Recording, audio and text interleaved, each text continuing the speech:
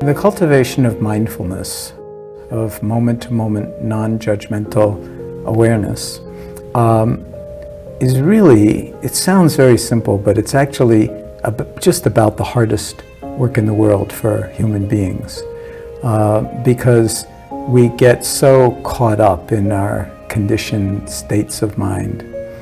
And when we begin to cultivate awareness, it's really important to bring a certain attitudinal approach to it, so that we're not trying to force anything to happen or sit in a kind of rigid posture or attain some special state that will, that we sort of think, that's what it is, I'll be enlightened, or I'll just be permanently wise, or I'll be this, or I'll be that. The problem isn't actually with the enlightenment or the permanently wise or anything like that. The problem is with the personal pronouns, I, me, and mine. And they are very, very problematic, because who we think we are and who we actually are very different. And there's a huge separation. Who we think we are is very, very small compared to who we actually are.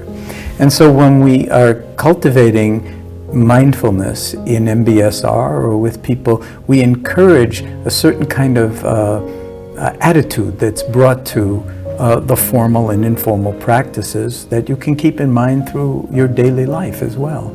And these attitudes, there are 7 of them that I put in Full Catastrophe Living when I was writing it, because it really felt like if you start to cultivate acceptance, if you start to cultivate non-striving, if you start to cultivate letting go or letting be, if you start to cultivate trust and patience, that these qualities can be cultivated in everyday life, with your children, with your parents, with your partner or spouse, with your colleagues at work. And so it's a way of reinforcing and deepening the actual formal and informal meditation practices. This is my training, this is my practice, and we try to live every moment like that.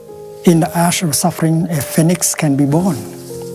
And that is why mindfulness helps us to look deeply into the difficulty, the suffering we have, and many positive will come out of that. There are ways that can bring more suffering, that there are ways that can bring relief right away and hope, and it depends on our mind. And that is why mindfulness and concentration can help tremendously in bringing insight. But the real wealth is nature. Real wealth is human talent, human imagination, human skills. And human skills, human imagination, and human talent, when they meet with nature and work with nature, go along with nature, not against nature, but with nature, then we and nature become one. At the moment, humanity has come to believe that nature is somehow separate. Mountains, forests, rivers, animals, birds, they are nature. We humans are not nature, but that is not true. We humans are also made of the same elements: earth, air, fire, water. And for me, the 5th element is imagination. And nature is also imaginative. Nature is imagination itself. So this unity of nature and human is essential if we want to create a sustainable future for the humanity. At the moment, we are ruled by the idea of separation and disconnection. Nature separate, we separate. And this is why we have got this idea that we have to conquer nature, we have to steal the secrets of nature, we have to dominate nature and exploit nature for human benefit.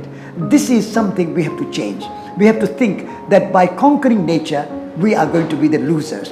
Nature means birth, natura, natal, native. We are all born, and therefore we are all nature.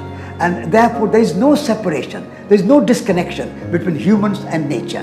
What we do to nature out there, we do to ourselves. If we pollute the water, we have to drink it. If we pollute air, we have to breathe it. If we pollute soil, we have to eat the food from the soil.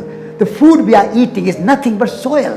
The bananas, the papayas, the pineapples, the grain we eat, everything is soil transformed. And so we need to protect and revere Gaia, the living organism, the living earth. We have to conserve nature. We have to conserve soil. We have to conserve our forests, our rivers. I was amazed how wonderful, amazing, stunning, mysterious, magical nature is. So we have to realize in our lives that we are nature and we have to be close to nature. We have to live in harmony with nature. It is the soil we are made of. The word for soil in Latin is humus. Humus and human come from the same root. We humans are soil. If we do not take care of the soil, we cannot be true humans. What you call pragmatic goals as that it cannot be done. We cannot live as we do. It's against my deepest concern for myself as well as for nature itself. And these supporters then have a job to do together with others, which we call then mostly the reformist people, who say this is what's going on in order to overcome the crisis has to do with practical things, technology and other things, and you need not go back to your own philosophy or your own religion. That's unnecessary.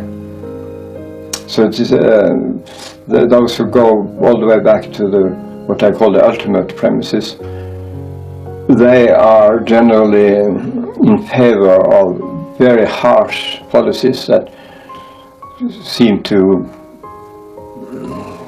make a lot of trouble for you, but they say, if it's necessary, and no car. If it's necessary, I will not go by airplane in my vacations. I will not so and so, and I need no such and such project which require a lot of energy or to be made.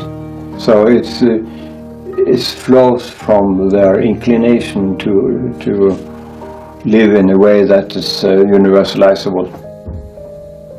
We are now 21st century. Time always moving. With new time, new reality there. So we have to accept the new reality. Facing new reality, but our perception is old thinking. Then, you see, I think a lot of problem, unnecessary problem, you see, happen.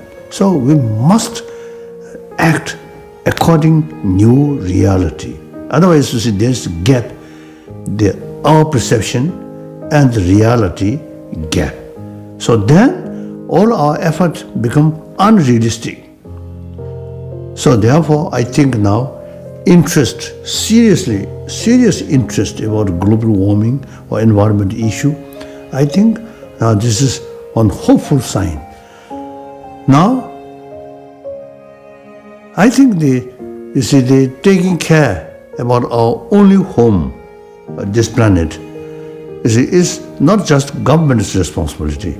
All humanity, all individuals have the responsibility. And then, I always telling, the war, bloodshed, immediately striking in our mind. But the damaging the ecology or these global sort of the warming, these things, without much sort of obvious, but invisibly, you see, month by month, decay. So once we feel some difficulties to breathing, difficulties to eyes, and particularly children, then may be too late. So therefore, this is something very serious, and then each of us, 7 billion human beings, taking care about global these global issues should be part of our life. So in our daily life, always keep some sort of serious sort of thinking. If I do this, it eventually some effect. So if I do one single person, then other 10 people, 100 people, 100,000, then So change start from individual. Then you see effect.